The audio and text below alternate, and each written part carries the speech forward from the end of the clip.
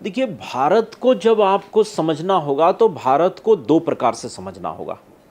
एक भारत की political boundary और एक भारत की सांस्कृतिक बाउंड्री। ये जो विभाजन की बात आपने कही कि भारत के तीन टुकड़े हुए, एक पूर्वी पाकिस्तान बना, एक पश्चिमी पाकिस्तान बना, तो ये भारत के पॉलिटिकल बाउंड्री का विभाजन हुआ।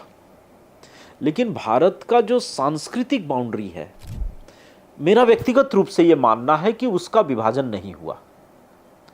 आज भी पूर्वी पाकिस्तान, जो अब बांग्लादेश के नाम से जाना जाता है, वहाँ की राजधानी ढाका में ढाकेश्वरी देवी विराजमान है, तो उसको हम मूल भारत से अलग नहीं कर सकते। और जब तक पाकिस्तान के एकदम सुदूर पश्चिमी क्षेत्र में हिंगलाज देवी विराजमान है, तो मैं भारत की सांस्कृतिक बाउंड्री से बाहर उसको नहीं मानता। तो भारत का ये जो भूखंड रहा है, पॉलिटिकली कई विभाजन हमने देखे। अफ़गानिस्तान हमसे अलग हुआ, म्यांमार हमसे अलग हुआ, बांग्लादेश के रूप में एक भूखंड आज अलग हमसे दिखता है, पाकिस्तान हमसे अलग दिखता है।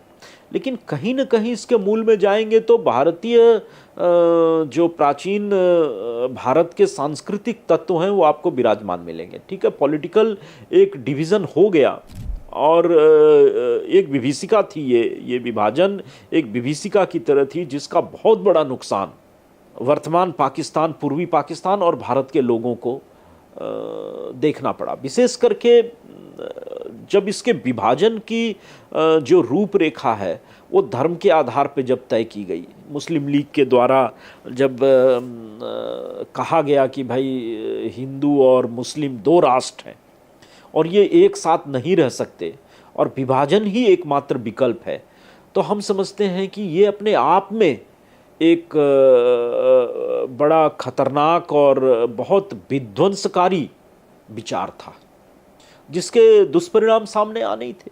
और विभाजन के बाद वो दुष्परिणाम हमने देखा, लाखों लाखों लोग विस्थापित हुए, लाखों लोगों के प्राणों पर संकट आया। तो ये विध्वंसकारी विचारधारा के कारण विभाजन होना और उस विभाजन का दुष्परिणाम एक विभीषिका के रूप में हमारे मन मस्तिष्क पे अंकित हुई। तो इसका बहुत बड़ा कारण मेरा अपना मानना है कि ये जो तथाकथित रूप से कुछ गुलामी के वर्ष रहे, यहाँ पर इस्लामिक शासन रहा और उस शासन के प्रभाव से जो धर्मांतरण हुए यहाँ पे, उसका दुष्परिणाम आया। हमारी जो भारत भूखंड रहा है, इसकी अपनी एक बड़ी समृद्ध सांस्कृतिक विरासत रही है और एक राष्ट्र के रूप में बड़ा स्पष्ट पहचान के साथ हम पूरी दुनिया में जाने जाते थे। लेकिन जब इस्लाम आया तो इस्लाम केवल धर्म के रूप में नहीं आया, उसके साथ साथ अरबिक नेशनैलिटी भी आई। अरब का राष्ट्रीय तत्व भी यहाँ प्रवेश किया, अरब के राष्ट्रीय तत्वों का भी यहाँ प्रवेश हुआ। और भारत में भारत का अपना जो राष्ट्रीय पहचान थी, उसके साथ अरबिक नेशनैलिटी की पहचान का टकराव हुआ। भारत में जो लड़ाई हुई और जो विभाजन हुआ वो केवल धर्म के कारण नहीं हुआ, अरबिक नेशनैलिटी और इंडियन नेशनैलिटी का टकराव था। भारत की सांस्कृतिक पहचान और अरब की सांस्कृतिक पहचान जो इस्लाम के साथ आई, ये उसकी लड़ाई थी। और जब नेशनैलिटी की लड़ाई होती है तो कई बार विभाजन पूरे दुनिया ने देखा है। तो धर्म के साथ साथ अरबिक नेशनैलिटी के जो चिन्ह यहाँ स्थापित हुए, उसके साथ भारतीय नेशनैलिटी का क्लैश हो गया, भारतीय नेशनैलिटी का टकराव हो गया। हमारी अपनी एक बहुत समृद्ध सांस्कृतिक और राष्ट्रीय पहचान थी। उन देशों में जहाँ पर उनकी अपनी राष्ट्रीय पहचान बहुत संभ्रांत या स्पष्ट नहीं थी, वहाँ इस्लाम को ज़्यादा समस्या नहीं हुई।